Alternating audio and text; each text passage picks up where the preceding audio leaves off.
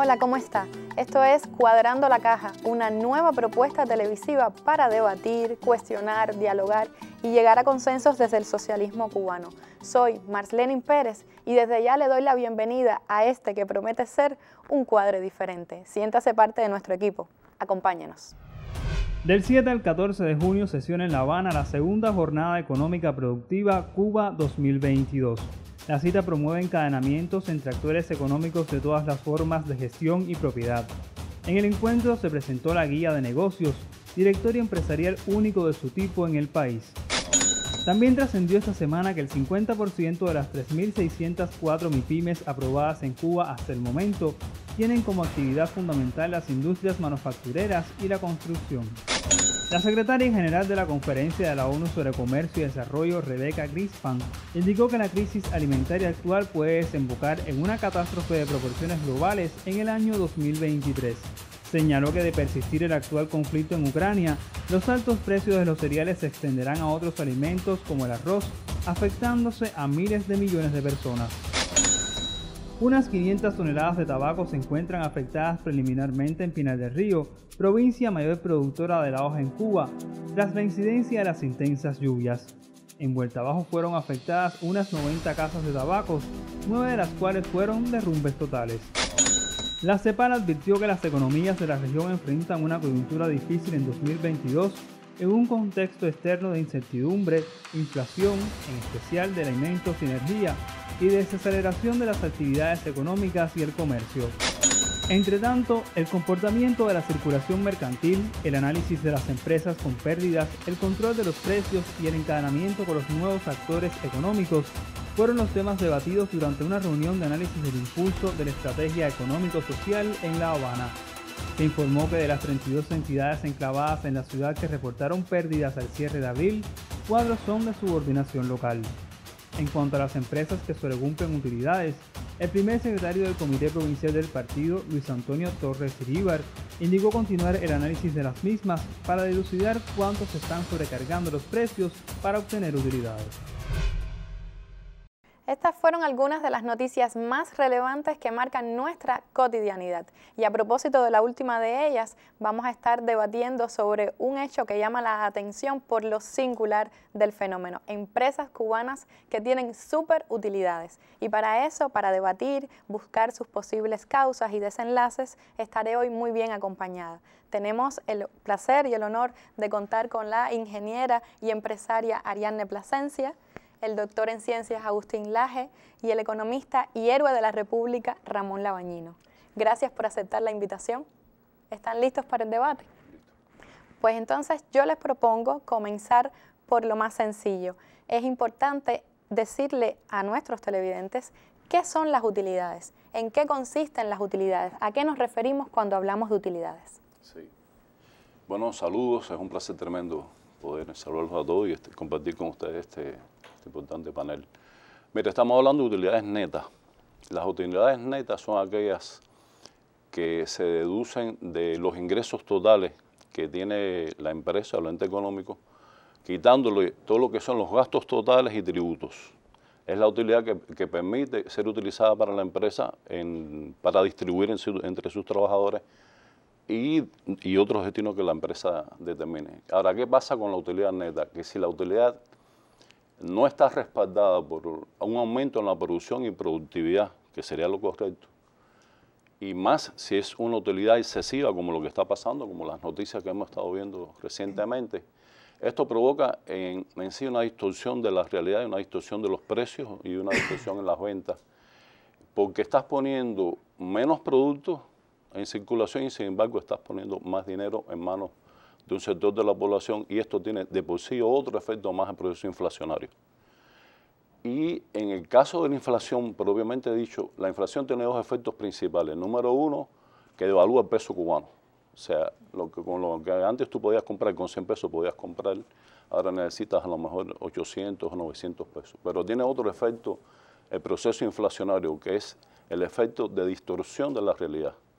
Porque es por un periodo prolongado de tiempo en el cual los precios suben de manera constante y persistente y producen cambios variables. Por ejemplo, usted puede amanecer con un precio y al llegar la noche tener otro precio.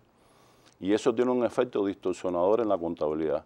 Le voy a poner un ejemplo concreto, y por supuesto un ejemplo muy hipotético, no es un ejemplo, pero digamos que usted es una empresa de madera, de muebles, usted hace muebles, y en enero de este año usted compró 1 metro de madera a 100 pesos.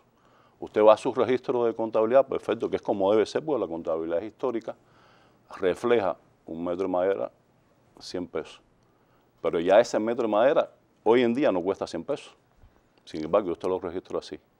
Y eso provoca que a la hora de calcular los costos sean ínfimos, sean pequeños, y están bien reflejados por la contabilidad histórica, pero no reflejan las fluctuaciones del mercado que produce la inflación.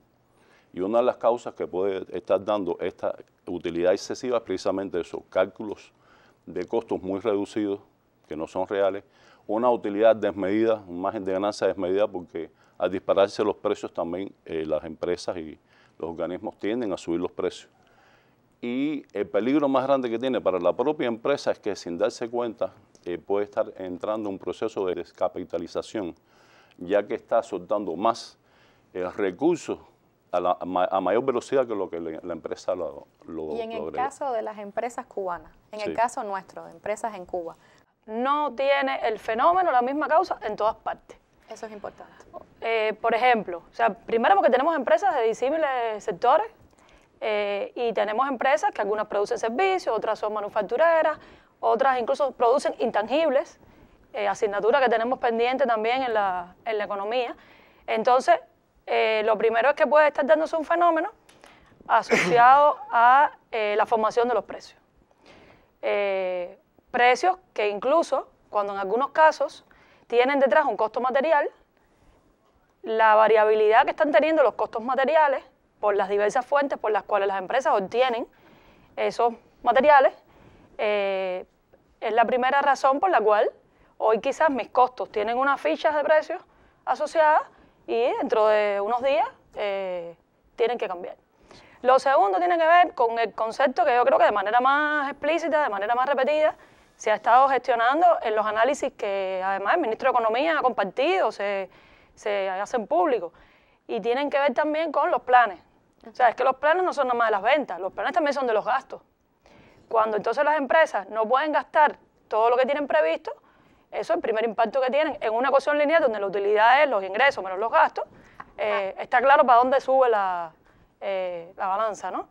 Y lo otro tiene que ver también con la creación ficticia de utilidades a partir de la nueva generación de riqueza real. O sea, ¿qué me creo? Que la riqueza que genera la empresa, toda la voy a convertir en salario, no priorizo los otros destinos y eso crea finalmente una posesión de dinero en manos de la gente que cuando sale a la calle no tiene ninguna manera de realizarse, salvo que la inflación se siga disparando. Esos trabajadores se relacionan después con esa utilidad cuando, como usted decía, cuando salen a la calle. Sí. Pero antes, en el proceso de elaboración de esos planes, ¿de qué modo participan? Bueno, digo, si es que participan, si se pudiera hacer una especie de ley general, porque ya sabemos, como usted nos apuntaba, que no es igual para cada empresa. Depende de la organización particular de cada una. Pero ¿hay alguna regulación general a partir de la cual las empresas deciden cómo van a llevar a cabo su plan de utilidades, donde participan los trabajadores? Yo siempre insisto en la participación colectiva porque es un factor donde está el éxito muchas veces de las empresas y del socialismo cubano. Pero como Karina siga en ese tema. No, yo creo que queríamos autonomía, creo que queríamos autonomía y tenemos entonces que tener más responsabilidad. Exacto. ¿Cuál es la manifestación real de la autonomía de la empresa? Cada uno de los que somos directivos, trabajadores, nos hemos hecho esa pregunta. Desde mi participación, ¿cómo se manifiesta la autonomía de la empresa? No, las empresas hacen sus propios planes. Es individual. Vienen cada vez menos cifras que les llamamos directivas. Solo están asociadas a aquellos indicadores que de manera centralizada el país, el gobierno ha decidido que, o porque son recursos que todavía están en un déficit tal, por ejemplo, los portadores energéticos, que no es posible que solo por la circulación monetaria uno vaya y los adquiera, los que aportan además un crecimiento real al PIB, los ingresos externos, las exportaciones, los procesos inversionistas, solo esos. O sea, los demás son decisión de la empresa. ¿Estamos listos para decidir? Yo creo que esa pregunta nos la tenemos que hacer todos los días. Si tenemos una responsabilidad real con lo que después convertimos en crítica si el fenómeno económico. Esa pregunta vamos a tener que regresar sobre ella en algún momento, ¿no? Estamos listos para decidir, importantísimo, porque se nos está dando una responsabilidad, ¿cómo la asumimos? ¿No? Ahora, yo quisiera distanciarme un poco de los elementos técnicos de la economía, de los cálculos de las utilidades. En primer lugar, porque yo no soy economista. Lo que sí me puedo poner sobre la mesa es la vivencia de este sector de la industria biotecnológica, que empezó siendo una experiencia científica y poco a poco la vida lo fue transformando en una experiencia económica. Producir, exportar, tener utilidades, pero no de una economía, digamos, tradicional, sino de la llamada economía del conocimiento. Y eso aporta una perspectiva que puede ser diferente a la que muchos compañeros tengan, ¿no? De hecho, a mí me dijeron aquí, cuando vinimos acá, que íbamos a tener polémica aquí. De hecho, yo estoy en contra, perdóname un momentico, sí, disculpe, doctor. Yo no estoy de acuerdo en lo que tú dices. Tú no eres economista, digamos, académico, pero tú eres economista empírico, porque los resultados de trabajo del equipo tuyo, no sé, porque no es el equipo, hablan por sí solos. Así que tienes toda la autoridad del mundo para hablar lo que estás hablando. Pero no, te agradezco eso. Pero dos pautas solo. Número uno, no estamos en contra de que la gente tenga utilidades y está respaldando la producción. Yo defiendo y defendemos como economistas el que produce, por ejemplo, el trabajador de campo, los campesinos que sudan, que la tierra que se pagan, está bien ganado, está bien, los trabajadores que...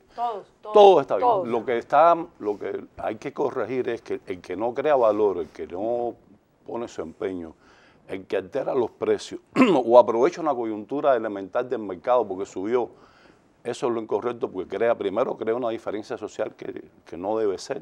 Segundo, afecta el propio mercado. Y eso es importante. Y otra parte elemental, los planes nuestros tienen que ser más ajustados dentro de la autonomía, y no son todas las empresas que tienen autonomía todavía, hay una serie de empresas seleccionadas, pero los planes nuestros están, en algunos casos, no en todos, están muy suaves. O sea, la gente cumple bien los planes porque son suavecitos, entonces al tener sobrecumplimiento del plan dividen más, distribuyen más las utilidades. Ahí esa idea es central. Vamos a estar volviendo a esta idea. Déjame seguir por el camino que yo iba, May, porque como este es el primer programa, ¿no? Hay que ver muy bien qué cosa es lo que estamos discutiendo, ¿no? Y yo pienso que el tema de las sobreutilidades es un problema dentro de un problema más grande. El problema real es el problema de las desigualdades. Ese es el problema. Sí. Y nosotros tenemos que corregir el fenómeno de las utilidades indebidas precisamente para salir a una economía con equidad social, que es la que aprobamos en la Constitución, ¿eh? Es la que dice. No, y es la que estamos esperando todos. Y es la que estamos. Entonces, el verdadero problema es el problema de las desigualdades, ¿no? Y lo que nos expanda a desigualdades está mal. Y ahí entran las superutilidades, ¿no? Y ahí directamente relacionadas con las desigualdades. Por eso es importante, porque precisar muy bien cuál es el verdadero tema, ¿no? Para que no se nos distorsione debate por tecnicismo, que no son la médula del problema. La médula del problema es el tipo de economía que nosotros salimos. Y la médula del problema es también que tiene que ser una economía que crezca. Porque los fenómenos sociales es muy difícil manejarlo con un solo indicador, ¿eh? Siempre son fenómenos de múltiples indicadores. Es bueno tener utilidades, pero la economía tiene que crecer, ¿no? Y si la búsqueda de las utilidades va en contra del crecimiento, bueno, ahí no estamos haciendo las cosas bien. No puede ser que haya más dinero porque se inyecte dinero. Exactamente. O sea, tiene que haber más dinero porque hay más riqueza. Mira, en un centro como los centros en donde nos ha tocado trabajar, hay una manera muy fácil de aumentar las utilidades, que es cerrar los departamentos de investigación y desarrollo. Entonces ahí tienen menos gastos y sube la utilidad. Pero eso es la utilidad de hoy. Están comprometiendo. Sí. ¿Y qué pasa mañana? Que están comprometiendo. Entonces, el tema, si nosotros tenemos que poner en el centro del tema, el tema de las desigualdades sociales es un tema. El tema del crecimiento de la economía, el jefe de la empresa se tiene que preocupar por crecer. Real. Por supuesto, tiene que crecer. Y sostenible. Y tiene que ser sostenible, pero no puede ocuparse solamente de controlar el fenómeno de las utilidades de hoy, tiene que ocuparse del crecimiento. Sí, una visión integral del fenómeno. Y estratégica. Sobre todo eso. Y en la medida en que la economía es técnicamente más sofisticada, como debe ser, ¿no? El problema del crecimiento, ¿no? se pone en el primer plano. Como se pone en el primer plano el problema de las exportaciones, porque eso es otra cosa que hay que poner claro sobre la mesa. Nosotros no podemos confundir el crecimiento de una empresa, su facturación en el mercado doméstico, que es el crecimiento de una empresa con su facturación en el exterior, simplemente porque somos un país pequeño. Es decir, con independencia del desarrollo, del subdesarrollo, la historia, todos los problemas que hay, nosotros somos un país de 10 millones de habitantes. Y en los países pequeños, la demanda doméstica tiene menos poder atractor que en los países grandes. Es decir, la verdadera economía está afuera, exento quizás para la producción de alimentos, porque además nosotros, como revolucionarios, estamos orgullosos de eso. Somos un país donde los 10 millones, somos un país de 10 millones de habitantes, pero donde los 10 millones comen. Entonces, es decir, la demanda doméstica de alimentos es importante, pero los bienes de alta tecnología, la demanda de nosotros está en el exterior. Entonces, no podemos mezclar, ¿no? El fenómeno y eso que no es en el mismo número. Es decir, no podemos mezclar en el mismo número las utilidades que realizo en la demanda doméstica, donde además podemos controlar la demanda, porque ese es otro problema de los países chiquitos, ¿no? En los países grandes el gobierno puede influir sobre la oferta y sobre la demanda. Agustín. En los países pequeños nada más que sobre la oferta, porque la demanda está fuera de nuestro control. Yo estoy anotando porque le está diciendo cosas que... Vamos a hacer una pausa, les propongo hacer una pausa porque ya esto está solo, va Bueno, solo este provocaste. debate. Empieza a No, ponerse la caliente, empieza a provocación ponerse está caliente. perfecta. Así, esa es la idea, eso es lo que queremos. Yo le propongo que veamos el siguiente reportaje porque un equipo de Cuadrando la Caja salió al terreno y fue precisamente para tratar de brindarnos una visión sobre la práctica de una de nuestras empresas estatales. Cítricos Caribe se define a sí misma como una empresa líder del Ministerio de la Agricultura que tiene la función de importar y exportar. Aun cuando tiene 28 años de experiencia en el sector, ¿cómo puede ser una empresa con una rentabilidad superior a 0.70 por peso de venta? Hemos tenido que reordenar todo el aspecto organizativo al interior del sistema de trabajo e ir incorporando los nuevos actores económicos que se han ido formando a partir de las oportunidades que ha brindado el Estado. Al ser esta una empresa que trabaja con su comisión por exportaciones y por importaciones, puede generar de una manera natural un volumen de valores que le permita sostener sus gastos fundamentales y mantener incrementando sus ingresos a partir de su propia gestión. Nuestra empresa es la empresa seleccionada por el sistema de la agricultura para importar todos los bienes que la colaboración internacional que Cuba recibe, que impacta directamente en los actores productivos. Adaptarse al nuevo escenario comercial era imprescindible, pues surgieron otros actores con la capacidad de importar y exportar para la agricultura. Intencionar. Esa es la palabra que ellos mismos utilizan para definir algunas de las nuevas acciones que ha hecho la empresa para cerrar ciclos y lograr el encadenamiento productivo, hecho que se ha materializado con la MIPYME Deshidratados Habana. Hizo la importación de esa tecnología bajo también parte de la asistencia técnica nuestra. Luego ellos han hecho su desarrollo del producto exportable y ya estamos cerrando el ciclo por primera vez. Estamos en esta semana prácticamente ejecutando ya las primeras exportaciones derivadas de esos acuerdos. Con la aprobación del Decreto Ley 53 expandieron sus prestaciones y no solo importan y exportan, sino que comercializan otros servicios que le hacen generar ganancias. Durante el año 2021 no tuvimos pérdida, pero las utilidades eran muy pequeñas y no podíamos acceder a distribuir las utilidades trimestrales a los trabajadores. Ya hoy, en este primer trimestre del año 2022, pudimos acceder a distribuir utilidades a los trabajadores en el primer trimestre. Y se le explica a todos los trabajadores cómo va a quedar la repartición de utilidades, el cual, vuelvo y repito, ha impactado favorablemente en el seno de los trabajadores. Al cierre del primer trimestre nosotros tenemos un capital de trabajo positivo en 69 millones de pesos. Nos ha permitido repartir utilidades. Nosotros como empresa hemos tenido que ir ordenando nuevos escenarios dirigidos fundamentalmente a la prestación de los servicios. Nos hemos ido quedando con un margen comercial que no ha crecido, sino lo que ha incrementado es la cantidad de personal a atender y como consecuencia nos ha permitido a nosotros tener un nuevo escenario. A partir del decreto 53 quedaron atrás los esquemas cerrados y se abrieron nuevas oportunidades de trabajo que antes estaban reducidas, pues se estrechaba el objeto social de la empresa a la mera importación y exportación. Podemos vender, podemos comprar, podemos gestionar, podemos incorporar nuevas acciones en el proceso productivo que han venido a traer el cambio general en el proceso de ordenamiento de la empresa estatal. Siempre es un reto empezar de nuevo, por lo que en los últimos años la empresa Cítricos Caribe ha tenido que reinventarse. La dirección colectiva, el trabajo con los jóvenes, los encadenamientos productivos, la participación activa de los trabajadores, la ampliación de las facultades de la empresa tienen que ser logros reales. Le agradecemos al equipo de Cuadrando la Caja que salió hasta la empresa de Cítricos Caribe y también a los directivos que amablemente nos dejaron entrar en algunas de sus dinámicas. Aquí ha sido ya polémico ver este reportaje. Yo creo que esto es un éxito, que en un trimestre haber logrado. Hay un tema que quiero ahora mismo mencionar. Si nosotros seguimos viendo las utilidades como un método y no como un resultado, estamos condenando la economía, estamos condenando la empresa desde que empezamos. O sea, yo no puedo hacer crecer el negocio para otra cosa que no sea para tener más riqueza que se puede manifestar después en la repartición de utilidades. O sea, nada de lo que hagamos en la empresa tiene que orientarse a esto es para tener más utilidades. No, las utilidades son un resultado. Un resultado de planificado. El verdadero crecimiento.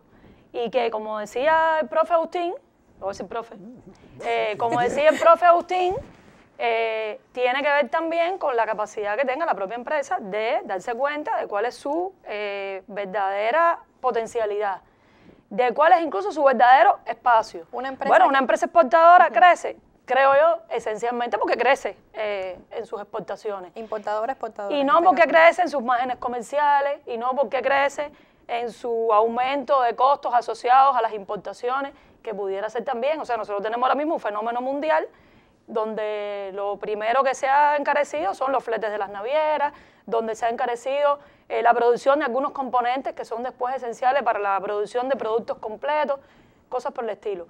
Pero me parece que en un modelo donde gradualmente se van adquiriendo, obteniendo cosas, es donde realmente la riqueza va teniendo una manifestación concreta. No nos creamos que porque tuvimos un poco más de dinero en un momento determinado, somos de verdad lo grande que queremos ser.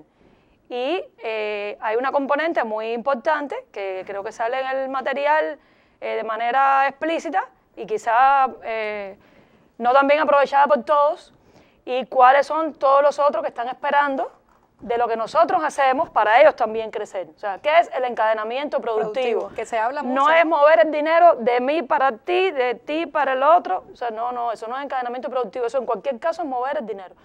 A mí me parece que hay ejemplos que muestran cómo las producciones de unos son parte de las producciones o del crecimiento o de la riqueza que otros proveen y que terminan en el consumo. O sea, algunos quizás nos creemos que aumentando precios, que falseando los gastos o inejecutando. En eso quiero intencionar. Sí. ¿Cuáles son las causas, las condiciones objetivas que hay detrás de que una empresa obtenga superutilidades? ¿Se debe a que disminuyó el gasto inicial? ¿Se debe a que en el peor de los casos subieron los precios? ¿Cuáles son las condiciones que influyen en este proceso de superutilidad? Desde nosotros mismos, de todas formas, no podemos utilizar nada más el concepto, o sea, las utilidades para creer que es solo para repartir el salario. Ahí sí, el tema de la distribución es hay vital. destinos autorizados.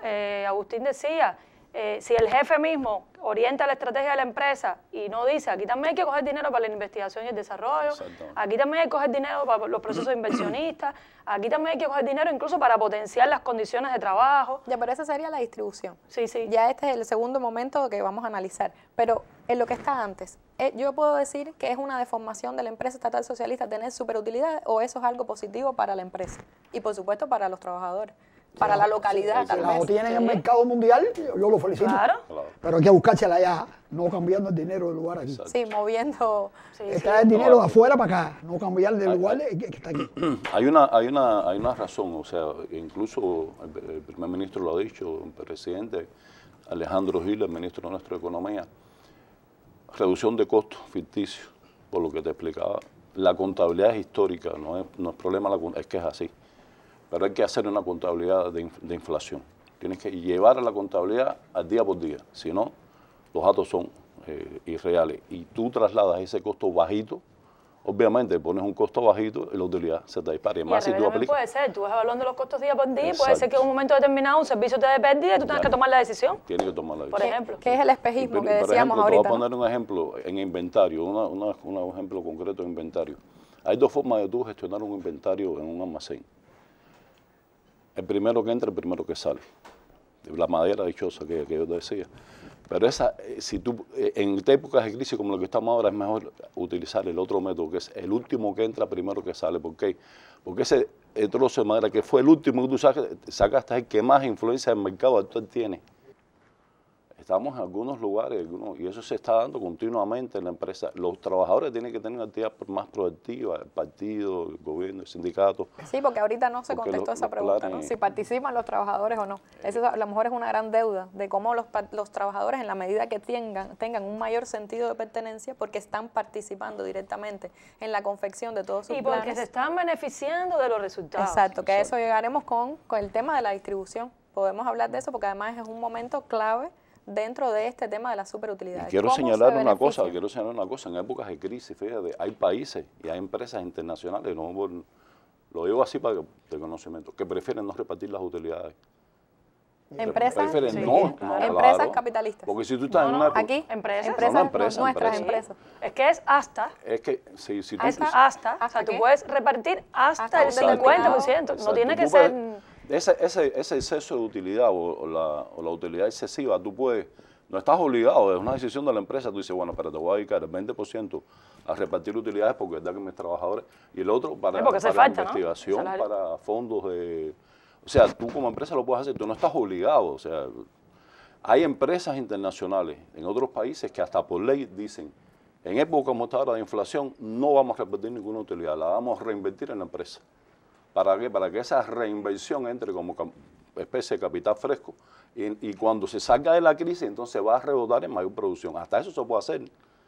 Y otra forma que tiene de distribuir eso es pagándole, por ejemplo, el presupuesto nuestro tiene un déficit fiscal de 76.000 millones este año, producto de todas las situaciones que hemos tenido.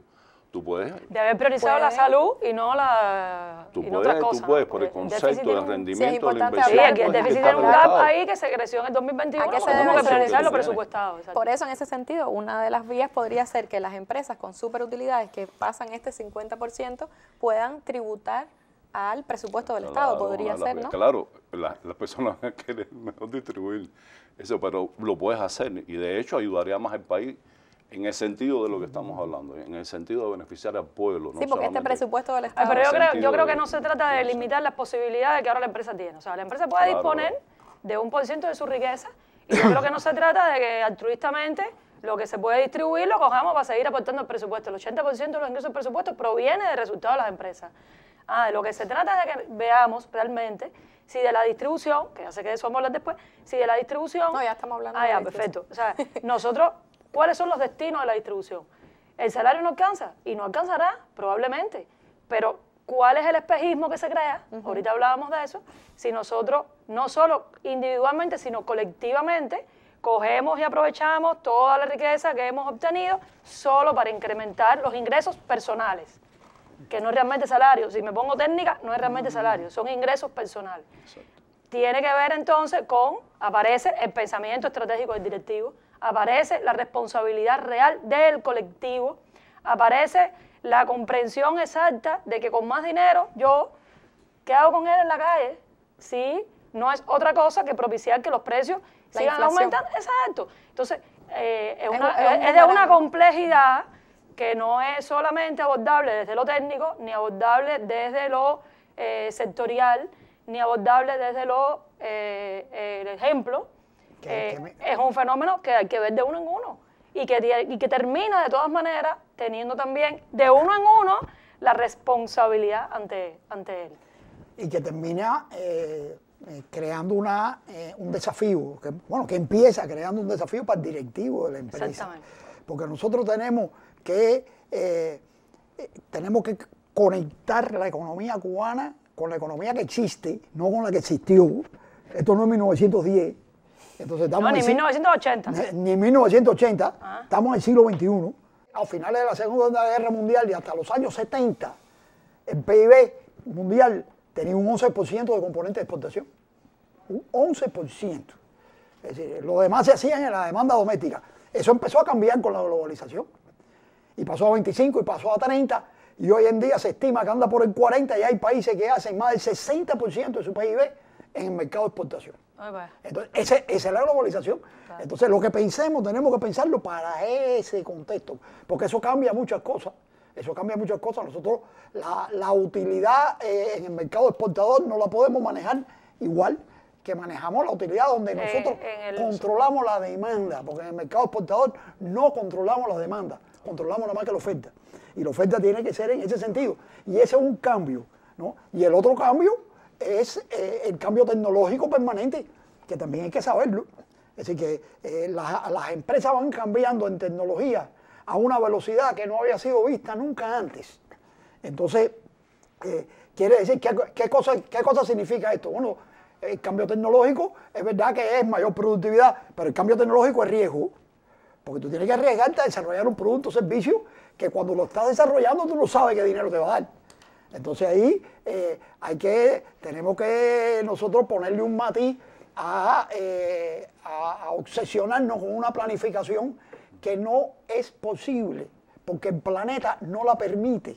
Es decir, el empresario tiene que saber administrar riesgos y meterse en cosas, ¿no?, que tú no le puedes decir al funcionario que viene, no, dentro de 4 años y 3/4, esto va a dar tanto dinero. Eso no lo sabe nadie. Entonces, y eso influye en las estrategias empresariales. Por eso, si tenemos un directivo en la empresa que está claro, bueno, que primero él tiene que repartir utilidades, yo no tengo nada en contra de eso.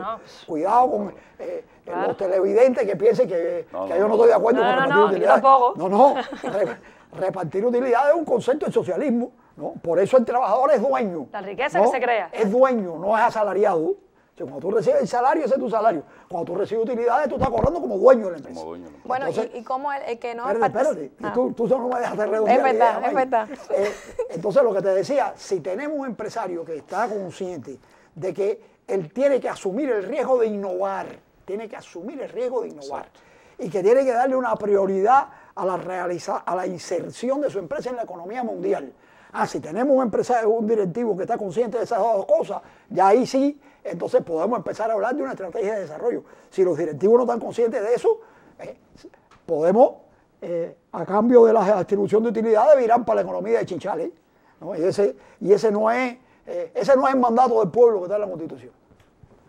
Este tema da para 3 programas, pero vamos a hacer una pequeña pausa porque son muchos los colaboradores de Cuadrando la Caja y también hay muchos gurús. Nosotros tenemos el nuestro. El nuestro llega desde Jatibonico y esto va a ser la 10ª del gurú. Seguimos con el debate. Para que el futuro sea, hace falta producir.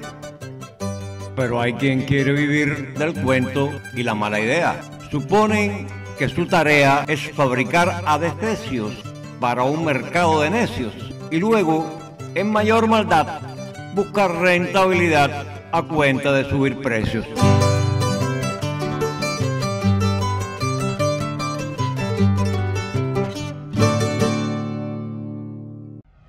Buscar rentabilidad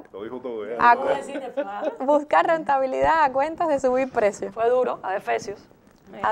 Esto da también para un análisis hermenéutico del asunto. ¿Qué ustedes creen entonces de este tema? ¿Cómo afecta el tema de las superutilidades al común de los mortales? Yo no trabajo en una empresa con superutilidades, por tanto no me beneficio de la distribución tal vez de estas superutilidades. ¿Nos afectan a los demás? A los que no estamos directamente relacionados con la empresa estatal socialista que tiene superutilidad. ¿Sí me beneficia? ¿Sí me afecta? a los demás cubanos? Bueno, yo creo que sí.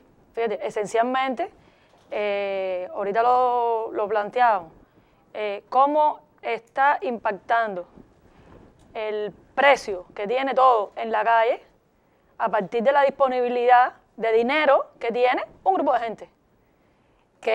Volvemos a la inflación, ¿no? Que tiene que ver con la inflación. Que sobre eso estaremos en otro programa. Y no me parece que, por supuesto, esa es la única causa de la inflación. No. Pero hay gente que al disponer de más ingresos, por varias vías, incluso no solo la de superutilidades, seguramente también podremos hablar de eso, está generando una capacidad de compra que, por supuesto, responde a que la expectativa de ese grupo de gente se satisfaga con precios elevados y otros que no tenemos un volumen de ingresos de ese tipo, bueno, nos quedamos con la imposibilidad de satisfacer nuestra demanda.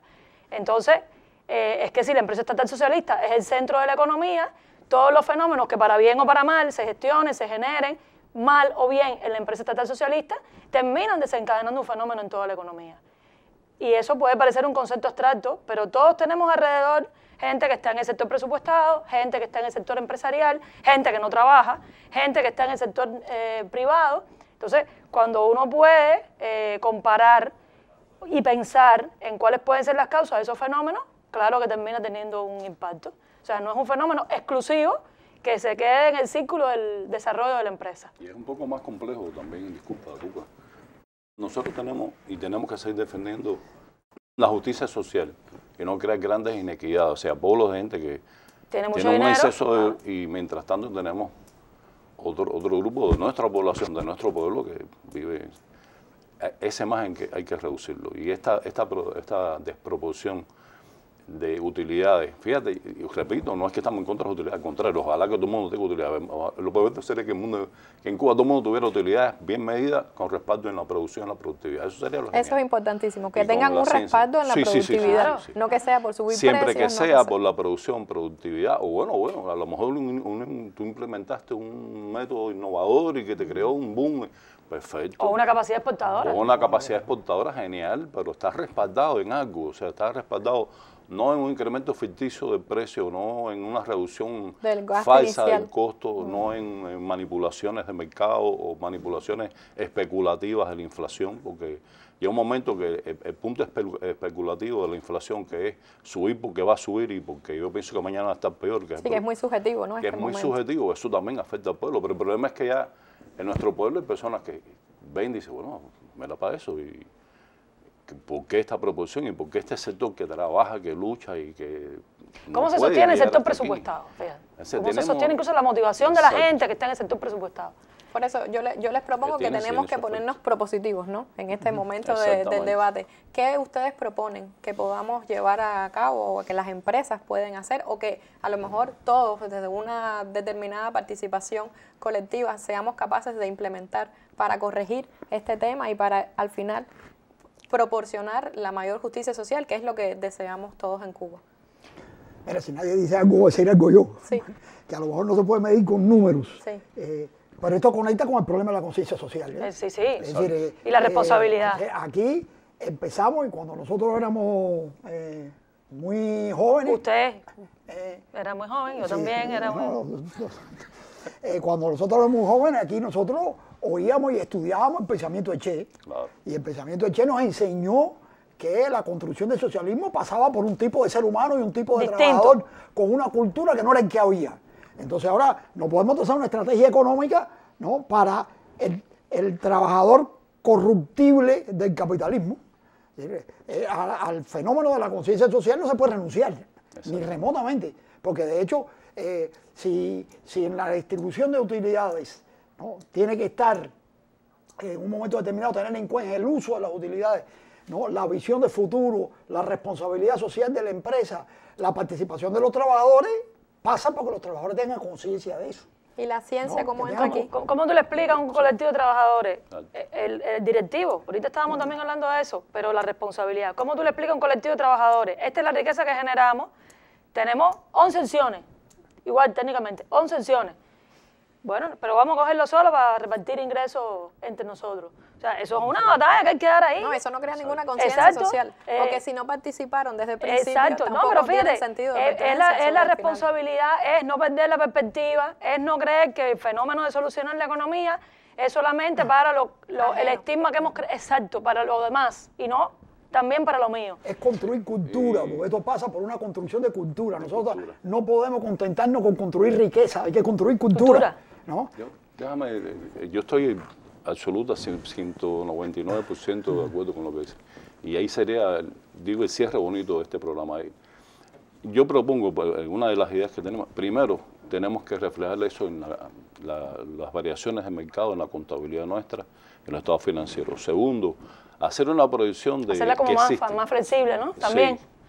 Hacer un estudio, y se puede hacer, de proyección de inflación, incluso de previsión de quiebra, que se pueden hacer, y tomar decisiones correctas con eso. Lo otro es crear planes económicos más ajustables, más justos, más de verdad con la capacidad que tiene la empresa.